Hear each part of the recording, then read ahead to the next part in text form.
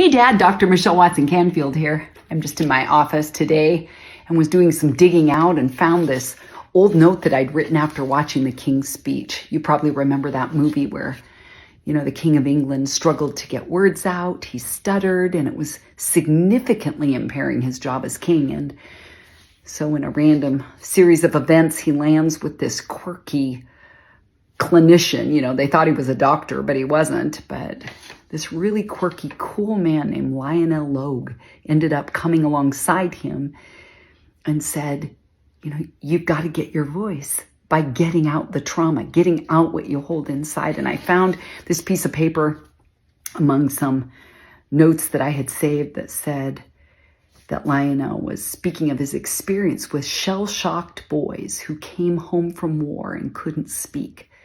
And so here's what he said in response to that. My job was to give them faith in their own voice and let them know that someone is listening. Don't you love that? My job was to give them faith in their own voice and let them know that someone is listening.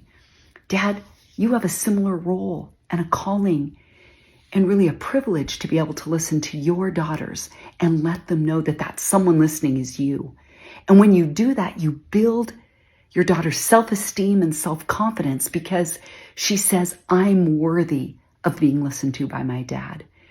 You've heard me say it before, and I'll say it again. If you want your daughter to use her voice out in the world, you need to let her practice using it at home. That doesn't mean you're always going to like it or agree. But when she pushes against you and uses her voice, even saying no, ask her to tell you, to explain her no. Tell me more about your no, rather than overpowering her with your more dominant voice, your no. Let her duke it out with you and push back, explaining herself and using her voice at home with you. That's how your daughter will be a world changer out in the world. So today I encourage you and invite you and challenge you to increase your skill set as a listener so that your daughter knows she's worthy of being listened to. Have a great day.